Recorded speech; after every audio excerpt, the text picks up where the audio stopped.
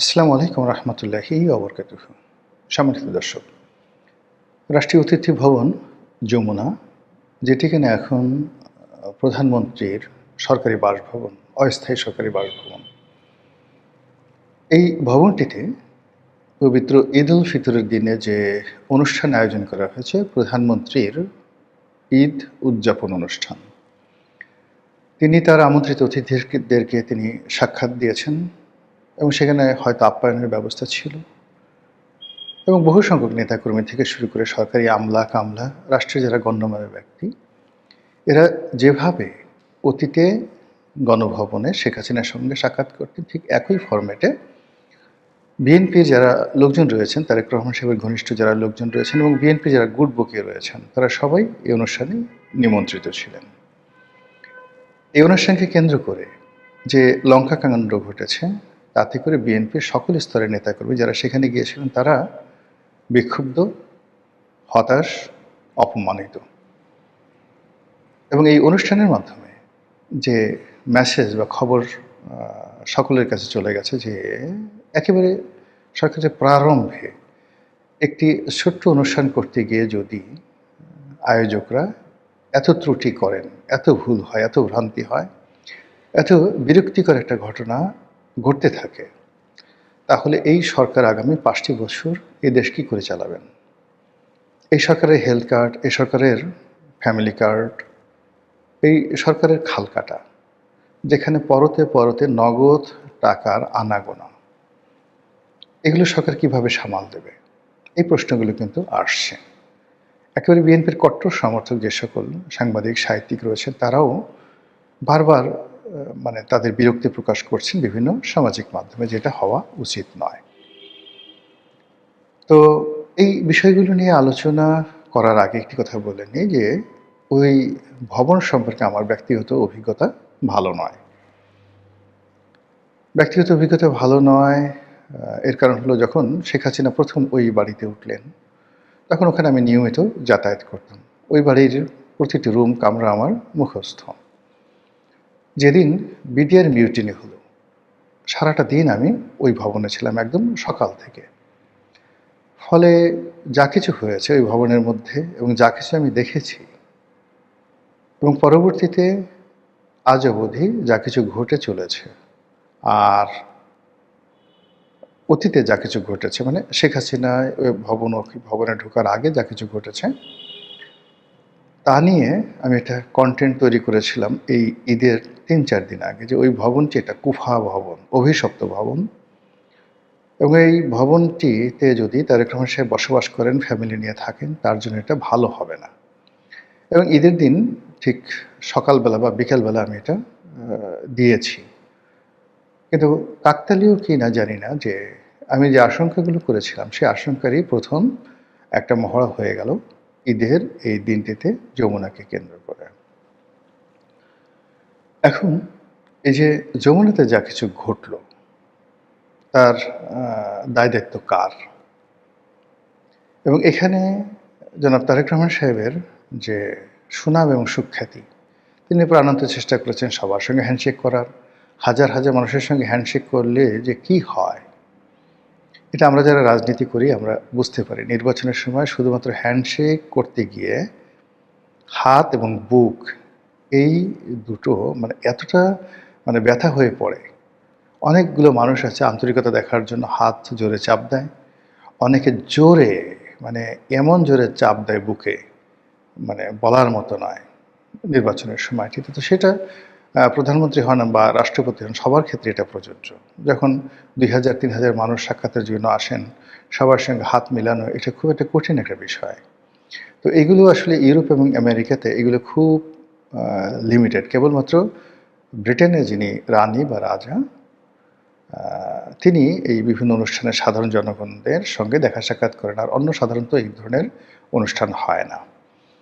তো সেক্ষেত্রে সে হাতে মোজা পরেন এবং সামনের আঙুল, মানে যেটাকে পূর্ণ হ্যান্ডশেক বলে, ওটা না, হাতের যে 4টি আঙুল একটু এগিয়ে দেওয়া হয় এবং তিনি কখনো বৃদ্ধাঙ্গুল দিয়ে অভ্যাগতকে ওইভাবে ধরেন না। আর অভ্যাগতকে শিখিয়ে দেওয়া হয় যে রাজা বা রানীর সঙ্গে কী করে হ্যান্ডশেক করতে হয়। ফলে ওখানে ২,০০০ লোকের সাথে হ্যান্ডশেক করলে তার হাতের উপর ওরকম একটা চাপ পড়ে না। কিন্তু বাংলাদেশে কী হলো? তারেক রহমান সাহেবের সাথে তার খুব খাতির, এজন্য তাকে জোরে হাত ঝাঁকাতে হবে। তারপরে তারেক রহমান সাহেবের সাথে তার খুব খাতির, এজন্য দেখানোর জন্য ২ হাত দিয়ে তারেক রহমান সাহেবের হাত চেপে ধরতে হবে। উনি ১ হাত এগিয়ে দিয়েছেন, উনি ২ হাত। তারপর ওনার সাথে আরও বেশি খাতির, এজন্য তার মাথায় হাত বুলাতে হবে। তারপরে তাকে জড়িয়ে ধরতে হবে, কোলাকুলি করতে হবে, তার পা ধরে সালাম করতে হবে, ইত্যাদি ইত্যাদি নানা কিছু। তো এই বিষয়গুলো তিনি ব্যক্তিগতভাবে সামাল দেওয়ার চেষ্টা করেছেন। কিন্তু অনেকে এত বেশি বাড়াবাড়ি করেছেন, সেই বাড়াবাড়ি করার কারণে তার যে প্রোটোকলের কর্মকর্তা যারা ছিলেন এসএসএফ, তাদেরকে কঠোর হতে হয়েছে। অনেককে তিনি ধাক্কা দিয়েছেন, এসএসএফের সদস্যরা, অনেককে সরিয়ে দেওয়া হয়েছে। অনেককে আবার তারেক রহমান সাহেব এই ধাক্কাধাক্কির পরে আবার ডেকে এনেছেন। এর কারণ হলো অনেক আপনজন সম্মানিত ব্যক্তিও এসএসএফের হাতে এই সময়টাতে লাঞ্ছিত হয়েছে। তারপরে ওখানে যেভাবে গাড়ি পার্কিং ছিল, রমনা পার্কের সামনে যেভাবে রাস্তা ব্লক করে দেওয়া হয়েছিল, এটি কোনো অবস্থাতেই কোনো ডিসিপ্লিনের মধ্যে ছিল না। ওখানে আমি একবার যখন গেলাম, মানে এইবার ঠিক ১২টা ১২:৩০টার দিকে, তখন দেখলাম যে পুরো সেই হেয়ার রোডের যে মাথা থেকে শুরু করে সব জায়গাতেই এলোমেলোভাবে গাড়ি পড়ে আছে এবং প্রচণ্ড জ্যাম এবং ওখানে কোনো ট্রাফিকদেরকে আমি ওইভাবে দায়িত্ব পালন করতে দেখলাম না। অথচ যে অবস্থা, তাতে সেনাবাহিনীর যেহেতু এখনও পর্যন্ত মাঠে আছে, তারা যদি এই এলাকাটার দায়িত্বরত থাকতেন তাহলে এই ঝামেলা হতো না, শৃঙ্খলা থাকতো ভিতরে। তো এনিওয়ে, এইখানে যে ঘটনাগুলো ঘটেছে, সেই ঘটনার মধ্যে যেটি স্পষ্ট সেটি হলো প্রশাসন এখানে সাহায্য করেনি। আবার বলছি, এই অনুষ্ঠানটা সুন্দরভাবে সুচারুভাবে হোক, প্রশাসন সহযোগিতা করেনি।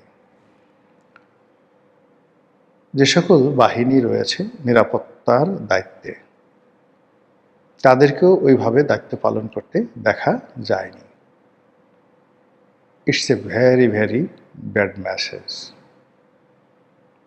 তারপর যারা নেতাকর্মী, তারা প্রধানমন্ত্রীর সঙ্গে দেখা করতে গেছেন। তারেক রহমান সাহেব যে এখন আর ভাইয়া নন, তিনি যে একটি রাষ্ট্রের উজিরে আজম, প্রধানমন্ত্রী, তাকে ওইভাবে সম্মান করতে হবে, ওইভাবে মর্যাদা দিতে হবে। শুধু তাই নয়, তিনি যে বাড়িতে বসবাস করেন সেখানে যাওয়ার ক্ষেত্রে, কথা বলার ক্ষেত্রে, ছবি তোলার ক্ষেত্রে একটা শালীনতা থাকবে। সোশ্যাল মিডিয়াতে যে সকল ছবি এখন রীতিমতো ভাইরাল হয়ে পড়েছে, সে সকল ভাইরাল ছবি সামাল দেওয়ার জন্য কে বা কারা, কোনো বাহিনী, মানে বট বাহিনী তো অবশ্যই, এখন সেটা কাদের বট বাহিনী, আওয়ামী লীগের না বিএনপির, আমি সেটা বলতে পারবো না, সেখানে জনাব শফিকুর রহমান সাহেবের কতগুলো ভিডিও একেবারে সামনে এনে দেওয়া হয় যেন লোকজন সেটা নিয়ে ঠাট্টা মশকরা করে।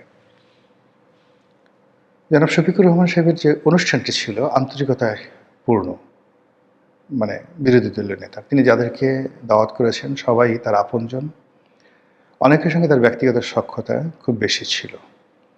ফলে অনুষ্ঠানটিকে আনন্দময় করার জন্যে শফিকুর রহমান তিনি কারোর সঙ্গে হ্যান্ডশেক করেছেন, কারোর সঙ্গে কোলাকুলি করেছেন, কাউকে পিছন দিক থেকে খোঁচা দিয়ে খুনসুটি করেছেন, কাউকে পিছন দিক থেকে জড়িয়ে ধরেছেন। এই কাজগুলো আমরা কিন্তু অহরহ করি, সবাই করি। এবং মানুষ যখন খুব কনফিডেন্সের মধ্যে থাকে, ভালো মোডে থাকে, আনন্দের মধ্যে থাকে, তখন এই কাজগুলো মানুষ বেশি বেশি করে।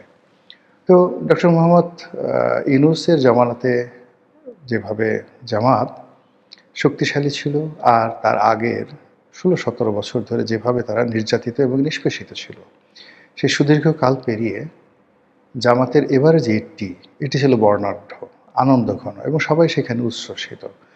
ফলে আমিরে জামাত সেখানে তিনি সর্বোচ্চ তার আন্তরিকতা দেখার চেষ্টা করেছেন এবং এটাকে ব্যাকফুটেজে নিয়ে বট বাহিনী নানা রকম ভিডিও বানিয়ে, কেউ তাকে কামুক, কেউ তাকে গেয়ে, কেউ তাকে আরও কত আজে বাজে কথা বলে, যে জিনিসগুলো অর্থাৎ মানুষের যে দৃষ্টিভঙ্গি, সেই দৃষ্টিভঙ্গি সামনে আনার চেষ্টা করছে, যাতে করে যেই ভিডিওগুলো ছড়িয়ে পড়েছে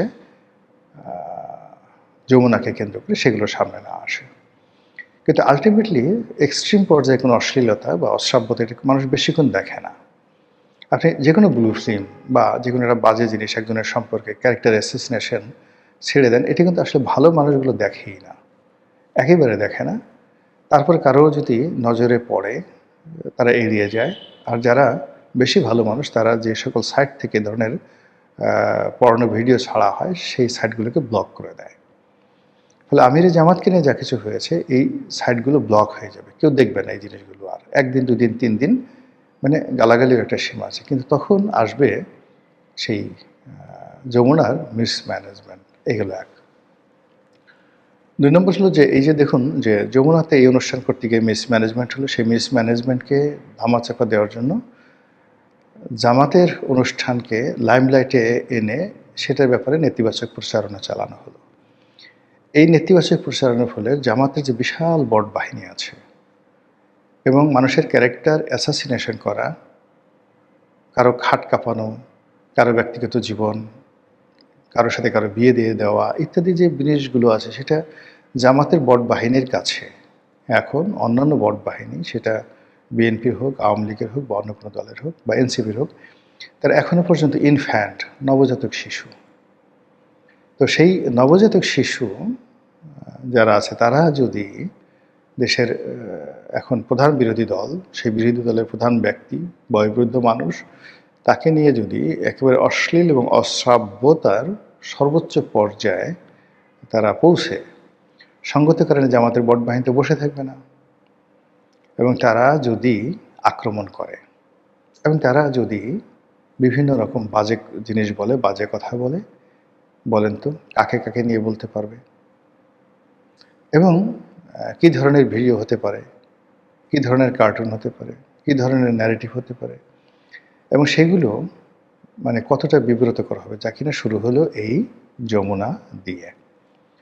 এখন এই যে যমুনা, এই যমুনাতে যে অনুষ্ঠানটা হলো বা প্রধানমন্ত্রীর যে অনুষ্ঠানটা হলো, এটা তো তারেক রহমান সাহেব নতুন নন। তিনি তার বাবার জমানাতে তো তার বেশ তিনি তখন পরিপক্ক, অর্থাৎ তার জন্ম হলো 65 বা 66 সনে। তো 65 বা 66 সনে যদি তার জন্ম হয় তাহলে তার বাবা যখন প্রেসিডেন্ট ছিলেন তখন তিনি কিশোর। ফলে প্রেসিডেন্টের যে প্রোটোকল তিনি তো ভালো মতো জানেন। তারপর তার মা যখন প্রধানমন্ত্রী ছিলেন তখনও তো তিনি একেবারে শেষের বার তো রীতিমতো স্টিয়ারিংটা তার হাতে ছিল। এ ধরনের অনুষ্ঠান কীভাবে হয়, কোন জায়গাতে হয়, কী ধরনের গুরু গাম্ভীর্য থাকে, কীভাবে ম্যানেজ করতে হয়, এই পুরো জিনিস তার মুখস্থ। কিন্তু তারপরেও কেন তিনি এরকম একটা বিশৃঙ্খল পরিবেশ তৈরি হতে দিলেন? প্রথমত হলো তিনি কি কেয়ারলেস ছিলেন, বা তিনি কি সাবকনশাস মাইন্ডে ছিলেন, নাকি তাকে আশ্বস্ত করা হয়েছিল, তিনি কাউকে বিশ্বাস করেছিলেন, নাকি তাকে রীতিমতো ব্ল্যাকমেল করা হয়েছে? হোয়াট এভার মেবি, রাষ্ট্রের একটি প্রথম অনুষ্ঠান, সেই অনুষ্ঠানটি এরকমভাবে ফ্লপ করায় নিঃসন্দেহে তার যে রাজনৈতিক প্রজ্ঞা, তার যে ম্যানেজমেন্টাল পাওয়ার, ম্যানেজারিয়াল ক্ষমতা এবং তাকে কেন্দ্র করে মানুষের মধ্যে যে আকর্ষণ তৈরি হওয়ার যে একটা উপলক্ষ ছিল, সেই জিনিসটা এই যমুনাতে ডুবে গেছে।